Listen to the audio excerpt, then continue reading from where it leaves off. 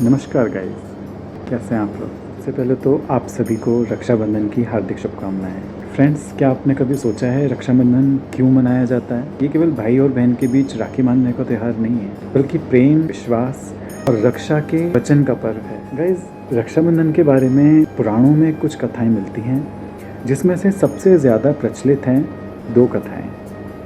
पहली, माता लक्ष्मी का राजा बलि की कलाई पर राखी बांधना, और दूसरी द्रौपदी का श्री कृष्ण के उंगली पर चीर बांधना। ये 2 सबसे ज़्यादा प्रचलित हैं। आइए इसके बारे में थोड़ा सा जानते हैं। सबसे पहले हम जानते हैं राजा बलि की कहानी। दोस्तों, भागवत पुराण में इनकी कथा मिलती है। सबसे पहले मैं आपको बताता हूँ राजा बलि कौन थे। राजा बलि असुरों के, दैत्यों के बहुत ही पराक्रमी, न्यायप्रिय और बेहद दानी राजा थे। ये जो भक्त प्रहलाद हुए हैं, भक्त प्रहलाद के पुत्र हुए विरोचन, और राजा विरोचन के पुत्र हुए राजा बलि। भले ही ये राक्षस कुल में इनका जन्म हुआ, मगर भगवान श्री विष्णु के भक्त, सत्यवादी और बेहद दानी थे। कि दानशीलता तीनों लोकों में प्रसिद्ध थी। जी हाँ, ये जो वर्ड बना है ना, बलिदान, ये इन्हीं के नाम पर बना है।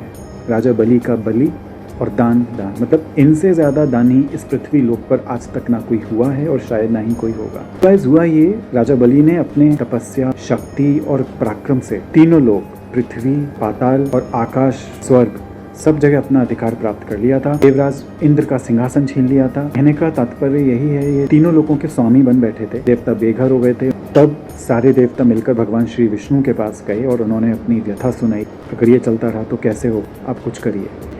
तब भगवान श्री हरि विष्णु ने सभी देवताओं की पुकार पर माता अदिति के गर्भ से वामन अवतार लिया। भगवान विष्णु के 10 अवतारों में से एक वामन अवतार की भी कथा मिलती है। वामन मीन्स ब्राह्मण, मतलब एक बौने ब्राह्मण के रूप में भगवान श्री हरि ने अवतार लिया। ये भगवान श्री विष्णु वामन अवतार लेकर राजा बलि के द्वार पर पहुँचे और इन्होंने वहाँ जाकर बोला कि हे राजा बलि, आपका नाम बहुत सुना है, आप बहुत बड़े दानवीर हैं, क्या आप मुझे कुछ दान देंगे। तो राजा बलि बोले, हाँ क्यों नहीं, आप बताइए आपको क्या चाहिए। तो इन्होंने बोला, सोच लीजिए आप दे पाएंगे। तो ये वचन सुनकर राजा बलि के अहंकार पर चोट लगी। उनका ईगो हर्ट हुआ कि ये मुझसे क्या कह रहे हैं। इतना छोटा सा वामन, इतना बौना ब्राह्मण मुझसे कह रहा है आप दे पाएंगे, इसको क्या चाहिए। तीनों लोगों का राज्य हासिल है, मैं क्या नहीं दे सकता। एक्चुअली भगवान को उसका अहंकार का भी दमन करना था। मैं आपको यहाँ पर बता दूँ, भगवान सब कुछ बर्दाश्त हो जाता है, लेकिन अपने भक्त का अहंकार भगवान कभी बर्दाश्त नहीं करते। और अहंकार का दमन करने के लिए भगवान को अवतार भी लेना पड़े, अवतरित होना पड़े, तो भगवान ज़रूर अवतार लेते हैं।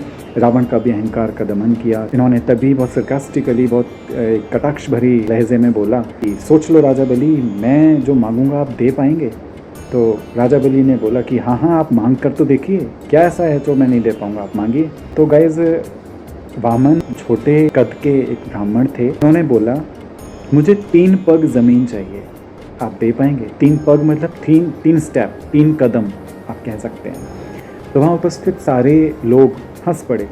राजा बलि को भी हंसी आ गई कि ये क्या मांग रहा है, केवल 3 पग ज़मीन।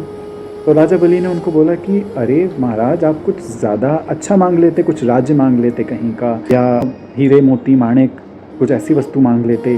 3 पग ज़मीन, और आप 3 पग में क्या कर पाएंगे, आप लेट भी नहीं पाएंगे। आप कितने तो छोटे हैं, और आपके 3 पग कितने ही होंगे।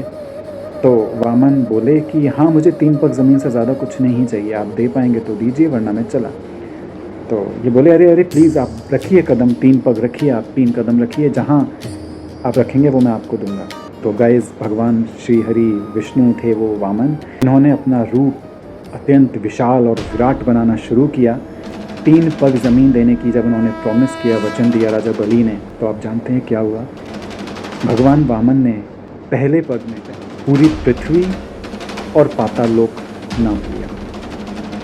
मतलब 2 लोक, पृथ्वी और पाताल, एक स्टेप में इन्होंने नाप ली। इतने विराट हो गए ये भगवान। फिर दूसरा स्टेप, इन्होंने जो दूसरा कदम रखा, उसमें पूरा आकाश लोक, स्वर्ग लोक नाप लिया। मतलब जो 3 लोक हासिल करे थे राजा बलि ने अपने जीवन भर की तपस्या से, वो भगवान ने मात्र 2 स्टेप में हासिल कर लिया। ये देखते रह गए, राजा बलि दंग रह गए, समझ गए ये कोई आम साधारण नॉर्मल इंसान नहीं है। उनका अहंकार वहीं टूट गया, उनके आंखों में आंसू आ गए। उन्होंने बोला, ये तो मैं जान गया, आप साधारण व्यक्ति नहीं, आप हैं कौन, आप अपने असली स्वरूप में आइए। भगवान बोले, वो तो मैं कराऊंगा, लेकिन अब तू ये बता, तीसरा पग मैं कहाँ रखूँ। तो इन्होंने तुरंत अपना शीश, अपना सिर आगे किया और भगवान से बोले, तीसरा पग आप मेरे सिर पर रखिए। मैंने आपको प्रॉमिस किया है तो मैं अपने वचन को कभी खाली नहीं जाने देता। मैं तीसरा पग आप मेरे सिर पर रखिए। गाइस, इन्होंने जब अपना शीश आगे किया भगवान से, तो भगवान ने अपना तीसरा कदम इनके शीश पर रखा और अपने अहंकार को ख़त्म किया। बोले, मैं समझ गया आप मेरे अहंकार को तोड़ना चाहते थे। तो भगवान भी बहुत प्रसन्न हुए। दो बातों से भगवान बहुत खुश हुए। एक तो उन्होंने अपने वचन नहीं तोड़ा और दूसरा अपने को समर्पण कर दिया भगवान के आगे, अपना शीश आगे कर दिया। मैं आपको यहाँ एक चीज़ बता दूँ, शीश हमारा अहंकार का भी प्रतीक होता है। हम तभी, आपने देखा होगा मंदिरों में, गुरुद्वारे में सिर पर कपड़ा रखने को बोलते हैं। सारे विकार भी, 5 विषय, 5 विकार सब इतने में ही होते हैं। शरीर में कुछ नहीं है, सब यही है। छल, कपट, दंभ, राग, द्वेष, मोह, कुछ यही है। तो उसने वही आगे समर्पित कर दिया तो भगवान बहुत खुश हुए।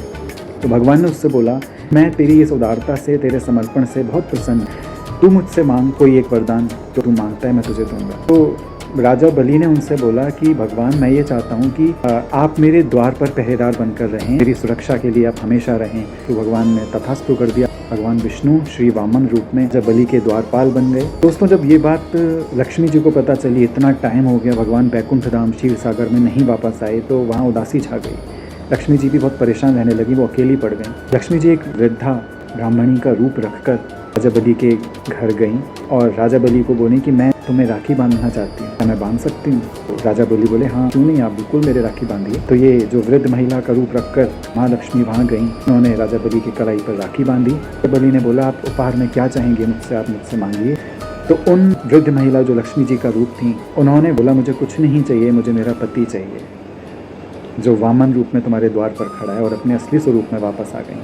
राजा बलि, उन्होंने वचन दिया था कि आप जो उपहार में मांगोगे मैं दूंगा। इन्होंने भगवान विष्णु को वहाँ से जाने की अनुमति दी और लक्ष्मी जी को सौंप दिया। फिर उसी दिन से हर साल रक्षाबंधन त्योहार मनाया जाने लगा। एक्चुअली में तो उसको तब से रक्षा सूत्र कहा गया। हर बहन अपने भाई की कलाई पर राखी बांधने लगी। एक तो ये स्टोरी थी। दूसरी स्टोरी एक और है जो भगवान श्री कृष्ण और द्रौपदी जी के ऊपर है, वो हम नेक्स्ट पार्ट में जानेंगे। Thank you.